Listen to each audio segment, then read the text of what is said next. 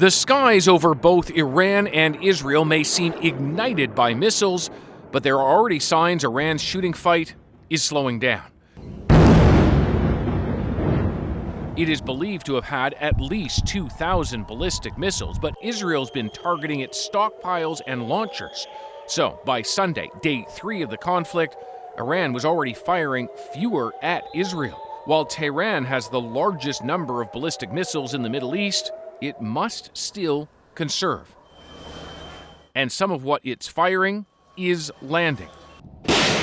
Israel's much vaunted Iron Dome system, highly effective against the slower and smaller rockets of Hamas and Hezbollah, is of limited use against Iran's ballistic missiles, which shoot more than 1,000 kilometers up before dropping to their target at supersonic speed or faster.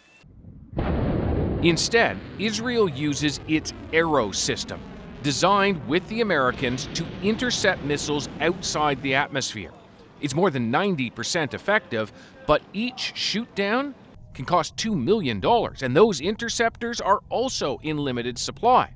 This means strategically, Iran is choosing its targets carefully, and Israel may be choosing which missiles to intercept and which not to. Israel says it wants to stop Iran from getting a nuclear weapon. Now, to do that, it's been striking here, the above-ground fuel enrichment facility at Natanz. But fully destroying the one below ground is much harder. Then there's Iran's deeply buried enrichment facility, Fordo. For now, it is impossible for Israel to destroy it unless they can get inside. From the skies above, the only non-nuclear weapon which could destroy Fordo is a 30,000-pound munition called the Massive Ordnance Penetrator. Only the U.S. has that bomb, and the B-2 bomber aircraft needed to deliver it. So far, the Americans say they don't want to be involved in any bombing runs inside Iran. Iran, though, says it's moving the nuclear fuel there out. Were it to lose Fordo, it would likely mean an end to Iran's nuclear ambitions for years to come. Meanwhile, Iran appears to have lost control over some of its own skies. Israel has destroyed the anti-aircraft defenses inside Iran and has been flying its own fighter planes in without getting shot down. This is what's called air superiority. Let's bring in Janice Stein, founding director of the Munk School of Global Affairs. Janice, Iran has also claimed that it is using a very powerful guided ballistic missile. That would be a munition we've never seen the country use before. What do you make of those claims? I'm not wholly persuaded about that, Adrienne, because we are not seeing a significant change in the rate at which these missiles are being intercepted. We should, if this was a hypersonic guided maneuverable solid fuel missile, and Iran has claimed all of that. Okay. Interestingly, so we were watching Israel targeting Iran's nuclear projects. Is it your sense that that will make the regime in Iran slow down on nuclear development, or could it just mobilize it to try to move faster? Say, see, we're being attacked, we have to go faster. There's no question it could go either way. It is entirely possible that Iran will rush to break out.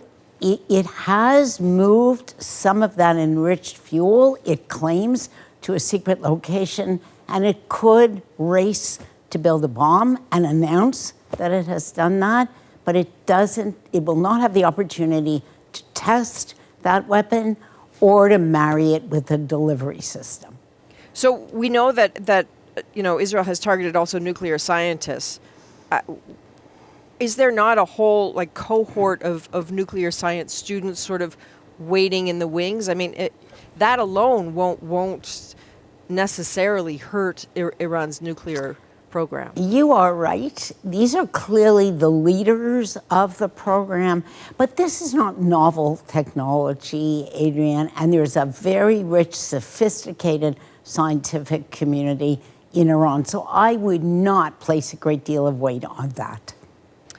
I guess what we know about wars is that they're really easy to start, less so, how they end, how you even know in a way that they're over. So I'm curious, for Israel, what on earth is success or end game here?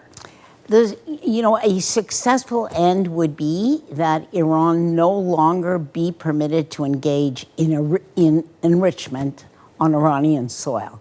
That's what they've asked for. The Ayatollah Khamenei has dug in repeatedly and said that Iran has that right under the Nuclear Non-Proliferation Treaty, and he will not concede. That's the standoff that we're facing, and it is up to the mediators now to craft a solution that lets both of them off the hook. Yeah, some dangerous days ahead. All right, Janice Stein, as always, thank you. So welcome.